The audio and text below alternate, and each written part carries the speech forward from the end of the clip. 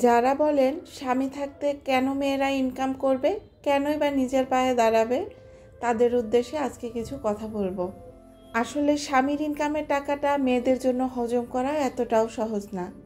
যারা শুধুমাত্র স্বামীর ইনকামের উপর নির্ভরশীল তারাই বলতে পারবে স্বামীর ইনকামের কত দাম। স্বামীর যা কিছু আছে সব কিছু তো আমারই। একটা ছাড়া দুইটা ড্রেস কেনার ক্ষেত্রে হাজব্যান্ডের কাছ থেকে যখন কথা শুনতে হয়, বা নিজের কোনো পছন্দ বা শখের জিনিস কেনার ক্ষেত্রে যখন হাজব্যান্ডের পকেট থেকে টাকা চুরি করতে হয়, তখনই মেয়েরা বুঝতে পারে হাজব্যান্ডের ইনকামের কত দাম। আপনার অসুস্থ বাবা মার খবরে আপনি যখন নির্বিকারভাবে বসে থাকেন আর নিরীহ হয়ে তাকিয়ে থাকেন আপনার স্বামীর চোখের দিকে, কখন বলবে তুমিও একটু অর্থ দিয়ে সাহায্য করতে পারো, তখনই বুঝতে পারবেন নিজের স্বাবলম্বী হওয়াটা কতটা জরুরি ছিল।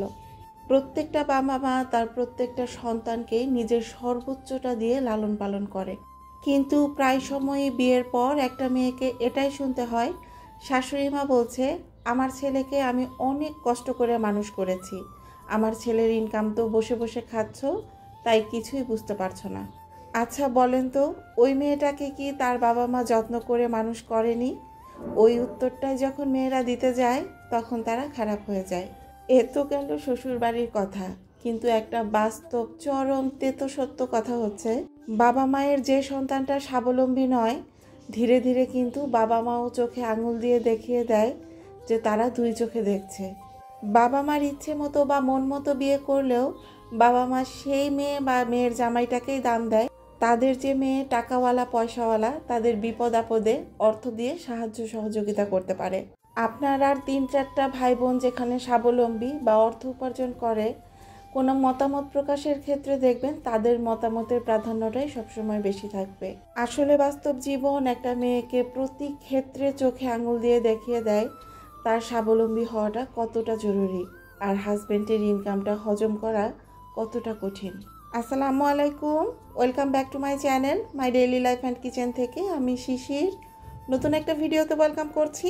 আশা করছি সবাই ভালো আছেন, সুস্থ আছেন। আমরাও আলহামদুলিল্লাহ ভালো আছি। এই কলাগুলো বাড়ি থেকে আনা হয়েছে, তো এগুলো প্রায় খাওয়া শেষের পথে, কিন্তু একটু কালো হয়ে যাচ্ছে। তো কলা যখনই খাওয়া শেষের দিকে হয়ে যায় আর কালো কালো একটা ভাব চলে আসে, তখন কিন্তু আমি এরকম টিস্যু দিয়ে মুড়ে তারপর কলাগুলো রেখে দেই। সেই ক্ষেত্রে কলাগুলো একটু ফ্রেশ থাকে, কালো হওয়ার সম্ভাবনা একটু কম থাকে। আজকের ভিডিওটা সকালের নাস্তার পর থেকেই শুরু করেছি, কারণ আজকে আমার জন্য সেই বীভৎস দিন। সকালবেলা খবর পেয়েছি খালা আসবে না, তো একা হাতে একেবারে দৌড়ে দৌড়ে সব কাজ সেরে নিয়েছি সকালে। আমাদের গৃহিণীদের মানে সারাটা দিন যেরকমই যাক, সকালের কাজটা শেষ করার কিন্তু একটা টাইম লিমিটেশন থাকে, একটা সুনির্দিষ্ট টাইমের মধ্যে আমাদের কাজগুলো করতে হয়। একেবারে আমি বলবো মাপা টাইম থাকে।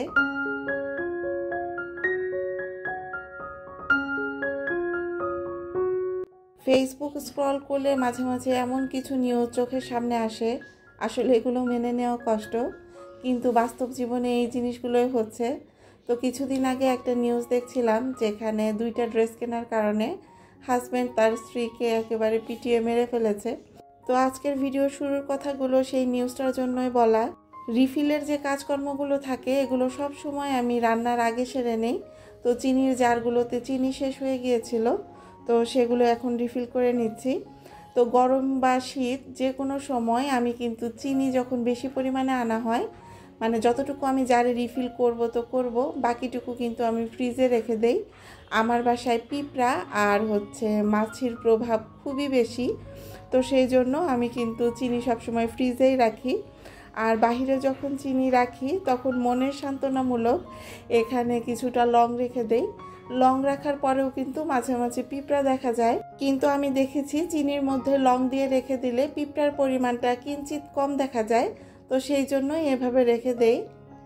তো এখন যারা আমার ভিডিওটা দেখা শুরু করেছেন, যদি আমার ভিডিওতে দেখানো কোনো একটা অংশ আপনার কাছে ভালো লেগে যায় তাহলে প্লিজ একটা লাইক দিতে ভুলবেন না।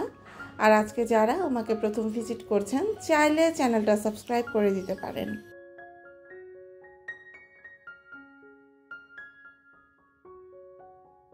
ভিডিওর এই পর্যায়ে আমার একটা খুশি শেয়ার করছি। এখানে অল্প কিছু পার্সেল দেখতে পাচ্ছেন। আমার জন্য এগুলো অল্প কিছু নয়, এগুলো আমার কাছে বিশাল কিছু।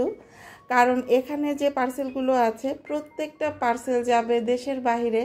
যদিও আমার পেজের প্রোডাক্টগুলো এর আগেও দেশের বাইরে গিয়েছে, কিন্তু এবার অনেক বেশি অ্যামাউন্টের প্রোডাক্ট দেশের বাইরে যাচ্ছে।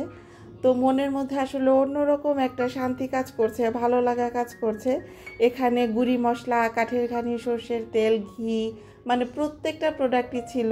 দেশের আপুদের পাশাপাশি দেশের বাইরে থাকা আপু ভাইয়ারা যে আমার উপর বিশ্বাস করে এত বেশি পরিমাণ জিনিস আমার কাছ থেকে অর্ডার করছে, এটা আসলে আমার জন্য একটা অন্যরকম শান্তি। যে প্রোডাক্টগুলো দেশের বাইরে যায় সেগুলোর প্যাকেজিংটাও আমাদের একটু ভিন্নভাবে করতে হয়। তো এবার যেহেতু একটু বেশি পরিমাণ ছিল, তো ওইখানে আমাদের একটু বেশি সময় দিতে হয়েছে।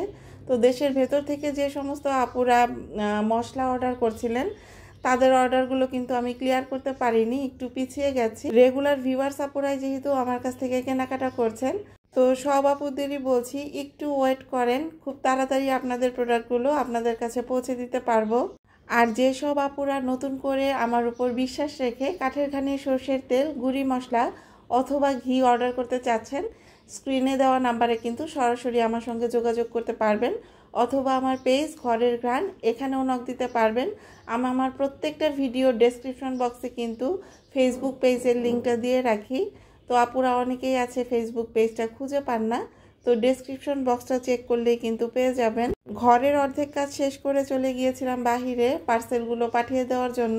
বাসায় টুকটাক কিছু শুকনা বাজার ছিল না, তো আসার সময় মেয়ের বাবা সেগুলোই হাতে ধরিয়ে দিয়েছে। শীতের দিনে মনে হয় গরমের দিন ভালো, গরমের দিনে মনে হয় শীতের দিন ভালো। এই যে বাহির থেকে হন্তদন্ত হয়ে এসেছি, খুবই অস্থির লাগছে। কারণ একেবারে বৃষ্টি নেই, আকাশটা একেবারে গোমরা, কিরকম যেন একটা ভ্যাপসা গরম ছেড়েছে। তো বাসায় ফিরেই সোজা রান্নাঘরে ঢুকতে ইচ্ছে করছিল না, ভাবছিলাম একটু রেস্ট নেই। তো আমরা মেয়েরা যখন রেস্ট নেই তখনও চারপাশে দেখতে থাকি কোথায় কি নোংরা ময়লা আছে। তো দেখছিলাম সেন্টার টেবিলটা ক্লিন করার প্রয়োজন।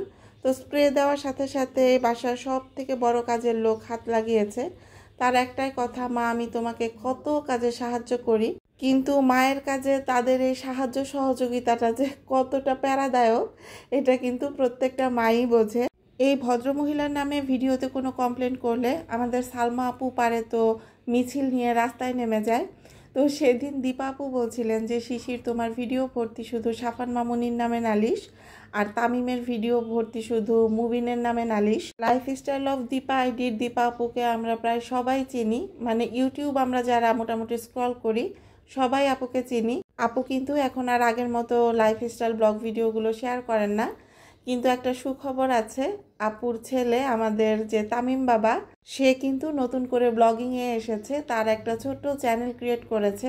এত সুন্দর সাবলীল প্রেজেন্টেশনে সে ব্লগ ভিডিওগুলো শেয়ার করে, লাইফস্টাইল ব্লগগুলো এত রিয়াল মনে হয়, আসলে দেখলেই ভালো লাগে। তো আমার চ্যানেলে থাকা দীপা আপুর ফ্যান যারা আছেন তারা কিন্তু আমাদের তামিম বাবার চ্যানেলটা ভিজিট করে দেখতে পারেন। ওর চ্যানেলের নাম হচ্ছে ফারদিন ইসলাম। তার আগে এই ক্যাপসুল কাটারটা নিয়ে একটু কথা বলে নেই। কয়েকজন আপু আমার কয়েকটা ভিডিওতে কমেন্ট করেছিলেন যে আপু এই ক্যাপসুল কাটারটা কেমন বা কীরকম কাজ করে। আসলে অনেকগুলো ভিডিওতে দেখিয়েছি।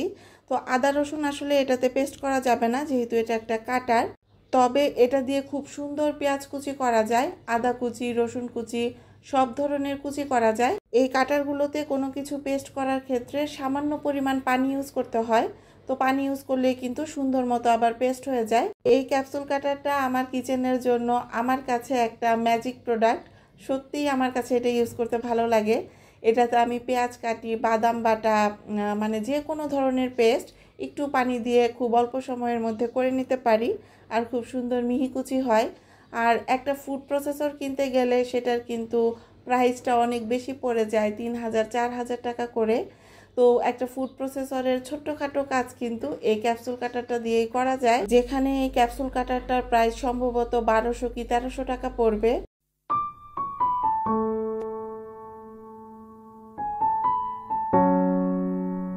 বাসা থেকে সকালে বের হওয়ার আগে কাটাকাটির যে কাজগুলো ছিল সেগুলো শেষ করে রেখে গিয়েছিলাম।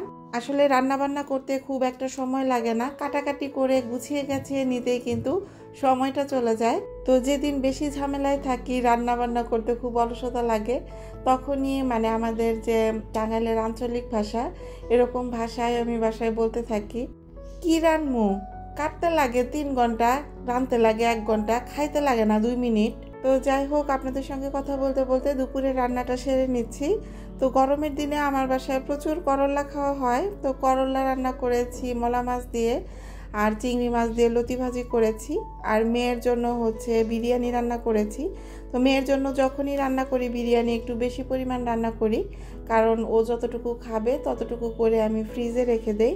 বিরিয়ানি রান্না করা থাকলে আসলে খাবার দাবার নিয়ে খুব একটা টেনশন করতে হয় না। আমার কাছে মনে হয় প্রত্যেকটা বাচ্চাই বিরিয়ানি পছন্দ করে। তো যাই হোক, আমি যে কেনাকাটাগুলো করি বেশিরভাগ ক্ষেত্রে সাফানের বাবার কাছে সেগুলো থাকে অপ্রয়োজনীয় কেনাকাটা। তো এখন সংসারের জন্য বা বাসার জন্য খুবই গুরুত্বপূর্ণ কয়েকটা কেনাকাটা করেছে সে। তো এটার মধ্যে আমারও মতামত ছিল, আসলে এই জিনিসগুলো প্রয়োজনীয় ছিল। আর এই পার্সেলটা ছিল সম্ভবত 1550 টাকার একটা পার্সেল। তো এখানে 4টা প্যাকেট দেখতে পাচ্ছেন, আর এই 4টা প্যাকেটের মধ্যে অনেক বড় বড় সাইজের কয়েকটা ব্যাগ আছে, বলতে গেলে এগুলো কিং সাইজের ব্যাগ। তো এই ব্যাগগুলো যে জন্য নিয়েছি, শীতের মধ্যে যে লেপ কম্বলগুলো আমাদের বাসায় থাকে, তো লেপের তো কোনো কাভার হয় না, কিন্তু কম্বলের কাভার থাকে। তো আমাদের যে কম্বলগুলো ছিল সেগুলোর মানে কয়েকটার প্যাকেটগুলো নষ্ট হয়ে গিয়েছিল। তো কম্বলগুলো যদি কাভার আপ করে না রাখা হয় তাহলে কিন্তু কম্বলগুলো ভালো থাকে না, ধুলাবালি থাকে, তারপরে গন্ধ হয়। অনেক সময় দেখাচ্ছে যে বাসায় যদি কোনো স্যাঁতস্যাঁতে পরিবেশে রেখে দেওয়া হয় তাহলে কিন্তু এই জিনিসগুলো নষ্ট হয়ে যায়। তো এই কম্বলগুলো কাভার করে রাখার জন্য এই কিং সাইজের ব্যাগগুলো নেওয়া। পাশাপাশি মেয়ের বাড়তি অনেক শীতের জামা কাপড় হয় যেগুলো আসলে ওয়ারড্রপ বা আলমারি এগুলোতে জায়গা হয় না, তো সেগুলো যেন ভরে রাখতে পারি, মানে বাসার এক্সট্রা যে কাপড় চোপড়গুলো আছে সেগুলো যেন সুন্দর করে এটার মধ্যে ভাঁজ করে ভরে রাখতে পারি। তো এই জন্যই কিন্তু এখানে 4টা ব্যাগ নেওয়া হয়েছে। ব্যাগগুলোর সাইজ অনেক বড়, একটা কম্বল রেখেও কিন্তু এক্সট্রা আমি আরেকটা কাঁথা রেখেছিলাম।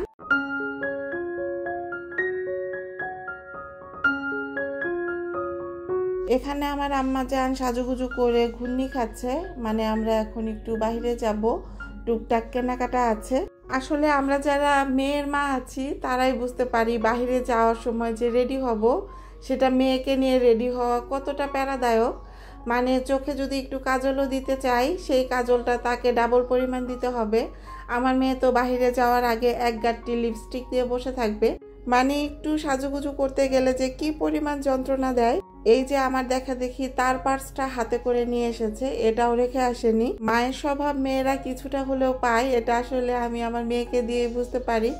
ছোটবেলায় আমিও এই বিষয়টাতে আম্মুকে, তারপর হচ্ছে আমার আন্টিকে খুব বিরক্ত করতাম।